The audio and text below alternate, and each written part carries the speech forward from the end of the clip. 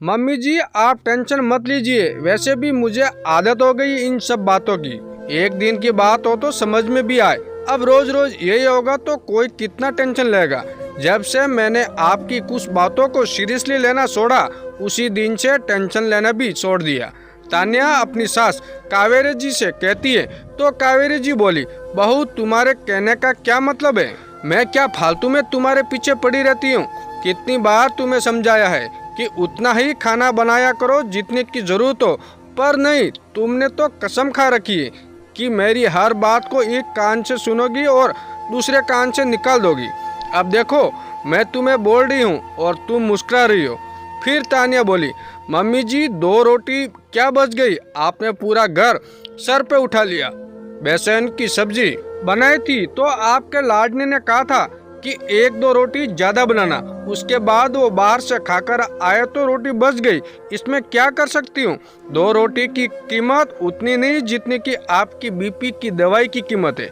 सोचिए आप अपना भी बीपी बढ़ाती है और मुझे भी टेंशन देती है, पर नहीं लूंगी। अगर आपको कुछ कहना है तो अपने बेटे से कहिए। इतना कहकर वो वहाँ से चली गई। तानिया के जाने के बाद कावेरी जी बोली, मेरी बातों का तो बहू पर कोई असर ही नहीं हो रहा। यही बहू थी जो शादी के बाद जो मैं कहती थी वो सुनती थी, जरा सा भी गुस्सा करती तो पत्ते की तरह कांपती थी। फिर आखिर ऐसा क्या हो गया जो अब मेरी बातों को ये गंभीरता से लेती ही नहीं। रात में तानिया के पति नवीन आए, सब एक साथ मिलकर खाना खा रहे थे तो तानिया ने दिल वाली 2 रोटी नवीन की थाली में दी तो नवीन बोला, दिन भर थक के आओ, उसके बाद भी ठंडी रोटी और ये रोटी जो ताजी नहीं है। फिर तानिया बोली, आपकी गलती का हर्जाना आपको ही भुगतना पड़ेगा। नवीन बोला, तुम्हारे कहने का क्या मतलब है? वो बोली, मम्मी जी ने कहा है चीज़ों को बर्बाद नहीं होनी चाहिए। ये रोटी आपने बनवाई थी जो बची हुई है तो खाने को तो आपको ही पड़ेगा।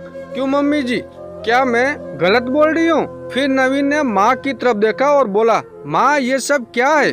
कावेरी जी बोली, बेटा मैं इसे कहती कुछ और हूँ और ये करती कुछ और है। चीजों की बर्बादी पर मैंने इसे डांटा तो इसने उस चीज को मोड़कर मेरी तरफ कर दिया।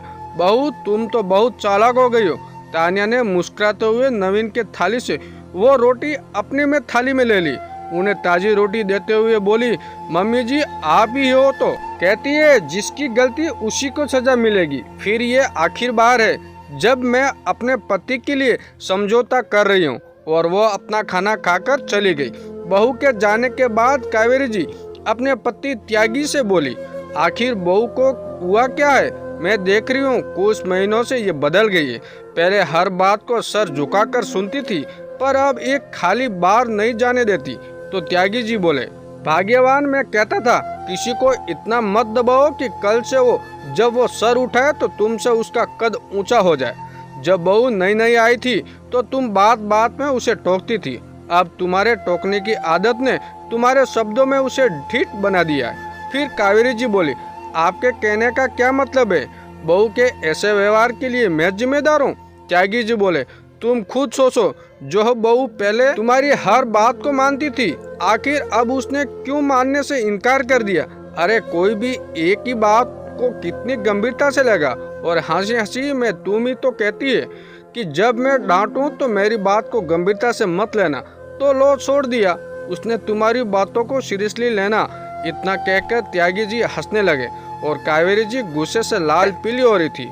अगले ही दिन कावेरी जी ने सारी बातें अपनी बेटी अक्षरा को बताई तो अक्षरा बोली, माँ मैं आपको कितना कहती थी कि बात बात पर भाभी को टोका मत करो। सही कहते हैं पापा, बार बार कहने का नतीजा है कि अब भाभी आपकी किसी भी बात को सीरियसली नहीं लेती। फिर कावेरी जी बोली, तुम भी मुझे दोस्त ठहरा रही हो? अक्षरा बोली, मम्मी आप भाभी की बात करती है, आपका भांजा जो 8 साल का है, अगर मैं कोई बात बार बार कहती हूँ तो वो पलट कर कहता है, मम्मी आप तो हर बात में टोकती है। मम्मी अगर किसी इंसान को हम हर बार उसकी कमियां बताएंगे तो वह हमारी बातों को गंभीरता से कैसे लेगा? बेटी की बातों को सुनने के बाद कावेरी जी को लगा जब हर कोई यही कह रहा है कि वो बहू को बार बार टोकना बंद करे तो शायद उन्हें खुद में सुधार लाना होगा। अगले दिन तानिया चाय बना रही थी, चाय उबल गई और गैस का चूल्हा गंदा हो गया। ये सब कावेरी जी दूर से देख रही थी। उन्होंने सोचा बहू को बोलूं, फिर उन्हें याद आया और वो रुक गई। ये देखकर त्यागी जी बड़े खुश हुए और पत्नी को धीरे से बोले, कावेरी सही जा रही हो, एक बार तो देखो तो सही कि तुम्हारे बिना बोले बहू करती क्या है। तभी कावेरी जी ने देखा बसी हुई चाय को तानिया ने काम वाली को दे दी और फिर खुद से गैस चूल्हे को साफ किया। अचानक से उसकी नजर कावेरी जी पर पड़ी। उसने मुस्कुराते हुए कहा, क्या हुआ मम्मी जी, कुछ कहना चाहती है? कावेरी जी मुंह फेरते हुए बोली, कहने की थी जरूरत ही क्या है, इतने सालों में जो सीख ना पाए वो तो अनारी ही होगा। इतना कहते हुए वहाँ से चली गई। अगले दिन तानिया रोटी और भिंडी की सब्जी बना रही थी। कावेरी जी अपनी आदत के अनुसार रसोई के पास वाले हॉल में कुर्सी लगाकर बैठ गई और वहाँ वहीं से बहू पर नजर रख रही थी।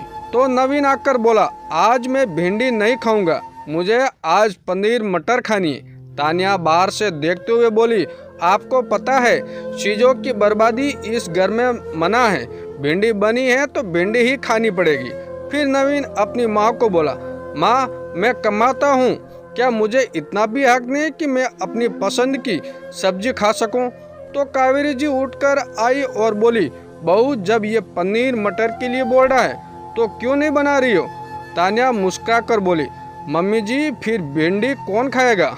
वो बोली, बहू अभी भिंडी किसी को मत परोसो, उसे रात में हम इस्तेमाल कर लेंगे। अब 4 सब्जी बनाओगी और चारों को एक बार में दोगी तो दूसरे टाइम में कोई भी नहीं खाना चाहेगा, इतनी समझ नहीं है? इतना कहते हुए वो चली गई। इधर नवीन और तानिया मुस्कुराने लगे। अब तानिया जो कुछ करती थी कावेरी उसे टोकती नहीं थी, बस दूर से अपनी नज़र बनाए रखती थी। ये देखकर तानिया भी मुस्कुराती थी। एक दिन उसने कावेरी जी के लिए खीर बनाई और बड़े प्यार से उन्हें देने गई। तो कावेरी जी बोली, क्या बात है बहू, आज कुछ है कि जो तुमने खीर बनाई है? तो तानिया हंसकर बोली, मम्मी जी ये खीर मैंने हमारे सुधरते हुए रिश्ते के लिए बनाई है। आपने एक बात गौर की, मैंने आपकी बातों को गंभीरता से लेना छोड़ दिया तो आपने मुझे टोकना छोड़ दिया। आपका मुझ पर से ध्यान हटा तो आप घर की दूसरी चीज़ों पर और अपने स्वास्थ्य पर ध्यान देने लगी। देखिए अब आपकी बीपी की दवाई भी आधी खाती है। अब मैं समझी सास की बातों को सीरियसली नहीं लेना चाहिए, तभी सारे टेंशन चुमंतर हो जाते हैं। वहीं बैठे त्यागी जी और नवीन दोनों हंसने लगे। तो कावेरी जी बोली, ये मत भूलो बहू की मैं भी अभी तुम्हारी सास हूँ।